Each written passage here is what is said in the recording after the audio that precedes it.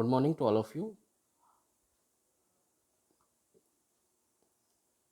Absolute stability को check करने के लिए हम लोग के पास एक मेथड है जिसका नाम है राउथ हर्विट्ज़ क्राइटेरिया। इस मेथड में हम लोग करते ये हैं कि कैरेक्टरिस्टिक इक्वेशन को हम लोग लिखते हैं। सबसे पहले on the basis of characteristic equation we decide और we build the Routh table. अब कैरेक्टरिस्टिक इक्वेशन फिर से वही चीज़, क्लोज लूप पोल को, है ना, क्लोज लूप पोल ही कैरेक्टरिस्टिक इक्वेशन होता है। ठीक है, क्लोज लूप पोल जो होता है वो कैरेक्टरिस्टिक इक्वेशन को जीरो से इक्वेट कीजिएगा तो वो क्लोज लूप पोल आएगा, इसीलिए वहाँ से लेते हैं। तो राउथ एरे है, हम लोगों को Routh table, this is Routh table, this is Routh table. How to form Routh table? इस तरह का है ना, वर्टिकल लाइन लेंगे, एक हॉरिजॉन्टल लाइन लेंगे। ठीक है, यहाँ पे आप देख सकते हैं एस टू द पावर 4 यहाँ पे सबसे हाईएस्ट पावर है, उसके बाद s to the power 3, s to the power 2 है, s to the power 1, s to the power 0। यहाँ पे हम लोग उसको उसी तरह से डिक्रीजिंग ऑर्डर में उसको अरेंज कर लेंगे। उसके बाद एलिमेंट्स का डिस्ट्रीब्यूशन कैसे करेंगे?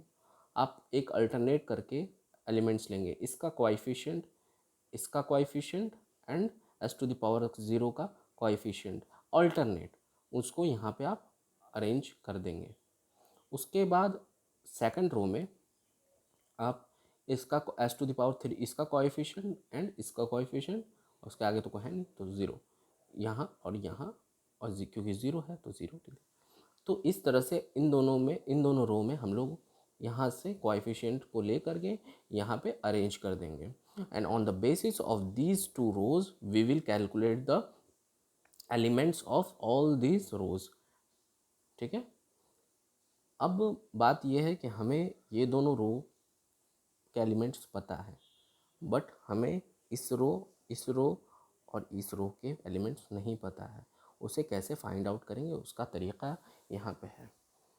आप मान लीजिए यहाँ पे जो एलिमेंट आने वाला है उसको B1 कह लीजिए, इसको B2 कह लीजिए, इसको C1 कह लीजिए, इसको D1 कह लीजिए, है ना। B1 निकालने का तरीका क्या है? आप इस एलिमेंट को इस एलिमेंट से मल्टीप्लाई कीजिए, माइनस इस एलिमेंट को मल्टीप्लाई करिए यहाँ पे, तो आप देख सकते हैं 8 इंटू 18 माइनस 1 इंटू 16। ठीक है, आपने लिखा डिवाइडेड बाई 8, डिवाइडेड बाई 8। ठीक है, जो आएगा वो एलिमेंट, जो वैल्यू आएगा उसको यहाँ पे लिख देंगे। ठीक है, अब इस एलिमेंट का वैल्यू निकालते हैं। 8 into 5 minus 1 into 0 divided by 8, written as it is. 5 आएगा, आप यहाँ 5 लिख दीजिए। उसी तरह से C1 का वैल्यू निकाल लीजिए। C1 कैसे निकलेगा, है ना, 16 into 16 minus 8 into 5 divided by 16, है ना, जो आपको आया 13.5, आप यहाँ लिख दीजिए। उसी तरह इसका वैल्यू निकाल लीजिए। ठीक है, और इन सब वैल्यू को निकालने के बाद, है ना, 1, 8, 16, 13.5 and 5 on the basis of first column we will decide the, है ना, स्टेबिलिटी ऑफ द सिस्टम। अगर if there is no change in sign of the first column element, then there is no any pole lying in the RHS of S plane। ठीक है,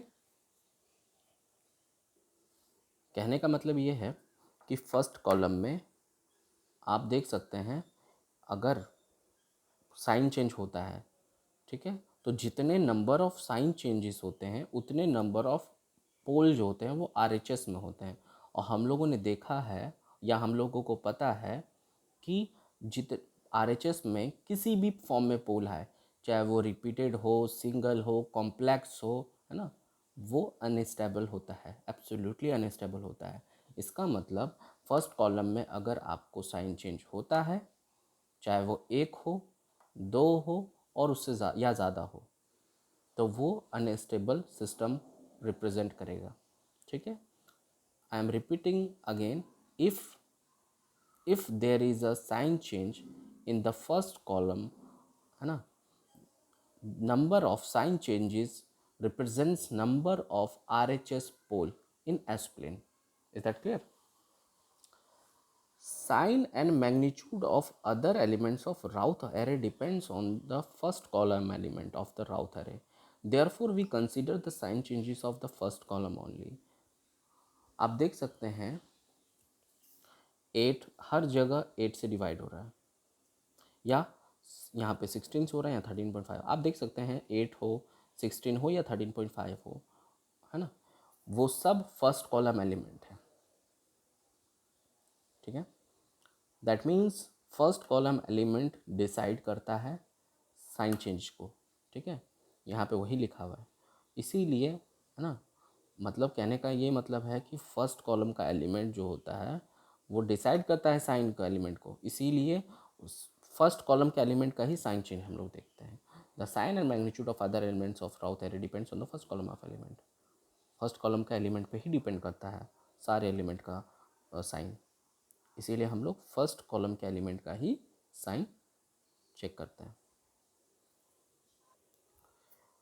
कई बार ऐसा होता है कि पहला रो, सेकंड रो, थर्ड रो, तब तो एलिमेंट्स होते हैं। फोर्थ रो में भी एलिमेंट्स हैं, मान लीजिए 2 एलिमेंट्स हैं, अब उसका पहला एलिमेंट मतलब फर्स्ट कॉलम का एलिमेंट 0 हो जाता है, तब प्रॉब्लम ये आती है कि हम लोग अदर उसके नीचे वाले जो एलिमेंट्स हैं उस पर डिपेंड जो एलिमेंट है उसको कैसे निकालें, उनको निकालने में बहुत दिक्कत होती है। तो डिफ़िकल्टी 1 उसी को शो करता है। When the first element of any row is 0 while rest of the row has at least one non-zero term, then in such cases substitute a small positive number epsilon in place of 0 and evaluate the rest of the Routh array। कहने का मतलब यहाँ पे ये है, उस zero term को हम लोग एक स्मॉल पॉजिटिव वैल्यू एप्सिलन से रिप्लेस कर देते हैं और बाकी का एलिमेंट का वैल्यू निकाल लेते हैं, और जब वो वैल्यू जब और सब एलिमेंट का वैल्यू एप्सिलन के फॉर्म में निकल जाता है, तब उस एलिमेंट का साइन चेक करने के लिए हम लोग उस एलिमेंट के वैल्यू में लिमिट एप्सिलन टेंड्स टू 0 कर देते हैं। लिमिट एप्सिलन टेंड्स टू 0 का मतलब ये होता है कि एप्सिलन का वैल्यू 0 की तरफ अप्रोच कर रहा है, मीन्स उसको हम लोग 0 कर रहे हैं। समझ में आया? उससे हम लोगों को उसके साइन का अंदाज़ा मिल जाता है, वेदर इट इज़ पॉजिटिव और negative on that base, because यहाँ पे हम लोग राउथ टेबल में हम लोगों को ये मैटर करता है फर्स्ट कॉलम के एलिमेंट का साइन चेंज। अगर साइन चेंज होगा अनस्टेबल होगा, साइन चेंज नहीं होगा स्टेबल होगा या क्रिटिकली स्टेबल होगा। क्योंकि अगर साइन चेंज नहीं हो रहा है इसका मतलब आरएचएस में एक भी पोल नहीं है, मगर आरएचएस में पोल नहीं है, इमेजिनरी एक्सिस पे तो पोल हो सकता है ना, इमेजिनरी एक्सिस पे रिपीटेड पोल हो सकता है, तब अनस्टेबल हो जाएगा। इमेजिनरी एक्सिस पे एक पोल होगा, है ना, मार्जिनली स्टेबल होगा। और ऐसा अगर नहीं होता है, सारे पोल अगर एलएचएस में हो जाते हैं तो वो एब्सोल्युटली स्टेबल होगा। तो कहने का मतलब ये है डिफ़िकल्टी 1 में, है ना, ज़्यादा चांस आपको क्या है, ज़्यादा चांस है कि वो अनस्टेबल होगा या मार्जिनली स्टेबल होगा, वो स्टेबल नहीं होगा, ज़्यादातर चांस यही है। ठीक है, इस क्वेश्चन को आप देख सकते हैं यहाँ पे S2 आप थर्ड रो में देख रहे होंगे 0 है, 0 को हम लोगों ने रिप्लेस किया एप्सिलन से, क्योंकि ये डिफ़िकल्टी 1 से बिलोंग करता है क्वेश्चन, तो उसको 0 को रिप्लेस किया एप्सिलन से। उसके बाद हम लोगों ने फोर्थ रो, फिफ्थ रो का और सिक्स्थ रो का वैल्यू निकाला।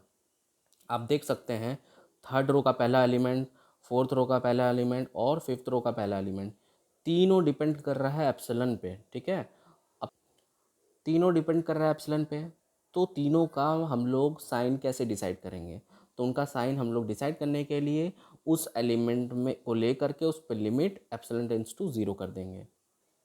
इस तरह से हम लोग उसका साइन चेंज करेंगे। आप देख सकते हैं तीनों एलिमेंट को लिया गया है, पहला एलिमेंट तो ऑब्वियसली एप्सिलन था तो उसको रहने दिए, क्योंकि एप्सिलन तो पॉजिटिव, मैंने बोला शुरू में ही epsilon is a small positive number, that means it has a positive sign. तो है ना, लिमिट एप्सिलन टेंस टू 0 आप देख सकते हैं वहाँ पे लिया तो उसका वैल्यू प्लस आ रहा है, पॉजिटिव आ रहा है। दूसरे वाले मतलब थर्ड एलिमेंट को देखिए आप, वहाँ पे भी आप देख सकते हैं -12 आ रहा है। दैट मीन्स आप देख सकते हैं टू साइन चेंजेस हुआ। कैसे? आप देख रहे हैं कि प्लस इन्फिनिटी टू -12 एक साइन चेंज होता है, फिर -12 से +15 होता है साइन चेंज। इसका वैल्यू प्लस इन्फिनिटी आ रहा है और इसका वैल्यू -12 आ रहा है। Positive positive no change, positive positive no change, positive positive no change, positive negative 1 change, negative positive 1 second change, 1 change, second change. That means two poles lie in the RHS of S plane.